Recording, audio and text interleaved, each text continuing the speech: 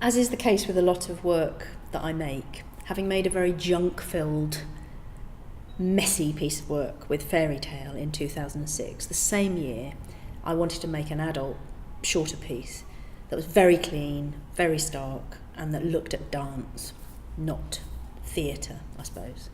I mean, all the stuff that I make is performance, but this, I wanted to put Janusz Orlik on the spot as a dancer. So I made Test Run in 2006, which was for Dance Umbrella. And the piece looked at how, if you contain a dancer and drive him forward with live music, what happens to the dance. So putting the dance centre stage, having had a lot of theatrical work that I'd made until that point. And it's not to say it's without theatre. The whole premise is that these three performers stumble onto the stage, they tell you they're going to do something, they do something, and then they stumble off again. And what they do is very virtuosic, but they do it in a throwaway, casual way that leaves you slightly stunned by what you've just seen. And I remember a quote from an audience member that with barely a glance backwards, they sort of disappear, having blown your head off with what they've done, because Janusz is a really fantastic dancer, and Patrycja Kujawska and Matt Howden, who's another collaborator on this piece, are both fantastic violinists. And I suppose this was the first attempt by me to put live music generated on the stage, giving the music equal weight to the dance. And the premise for Test Run is, what is driving the action? Is the music driving the dance, or is the dance driving the music? Because it's live and responsive. And so Matt Howden is a brilliant violinist because he uses a loop station. He's not classically trained. He's self-taught, I think, in complete contrast to the master that taught Patrycja to play the violin. So even in the violin playing, there's two very different styles. And at this point in 2006, Patrycja hadn't really worked with a loop station at all. And that's Matt's thing. And I'd seen him perform a music gig, and he was a friend of a friend. And I just said, do you want to come and make a piece with us? He's not a performer in terms of theatre, so he had much hilarity making him do yoga for 3 weeks making this piece of work. And I think he's still recovering, actually. But he came in with his technology that altered and looped and made orchestral a solo violin. And Patrycja basically learnt from Matt how to manipulate her sound and her breath and her violin playing, putting it through a loop station system that grew the live soundtrack from something very small to something epic, and then back again. So with that technology, which we've since gone on to use in every piece we've made, actually, since, you can make much more noise than you think you can make with one instrument. And so at times, Janusz, as a dancer, is leading the music, and at other times the music is really pushing him on because it's getting too much.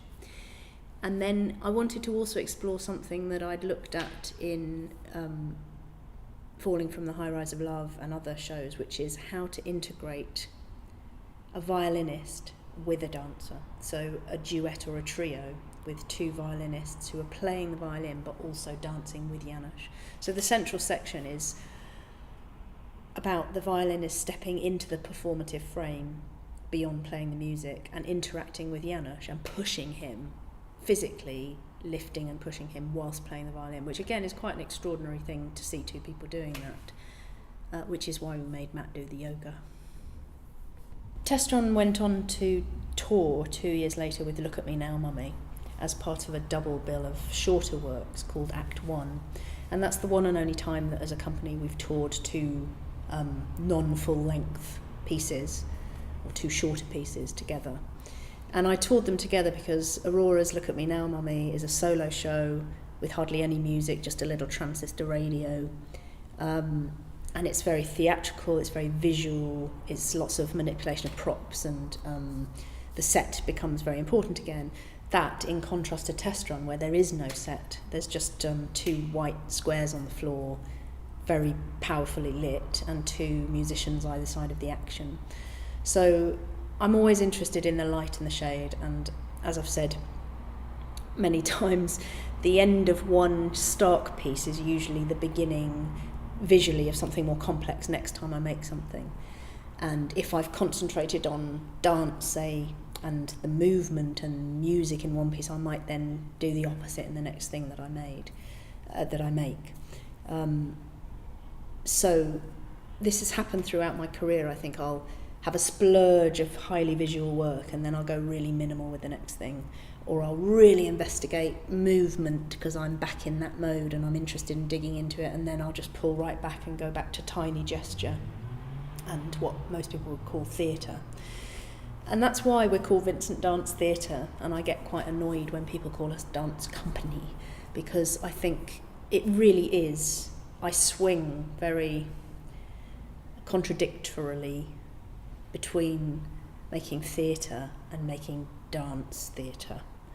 And what drives it all is a strong concept, and then I'll find the appropriate form to say what it is that I'm trying to say. One thread in Test Run that's worth mentioning is that, as well as using the loop stations to grow and manipulate the sound of violins, we also explored Patrycja using her breath and voice, because she's a singer too, into the microphone on the violin. And in a way that was the first time we'd really explored that. And I know there was a desire in her not to sing but to make a soundscape with her breath and voice, which again 2 or 3 years later in If We Go On we explored much more fully.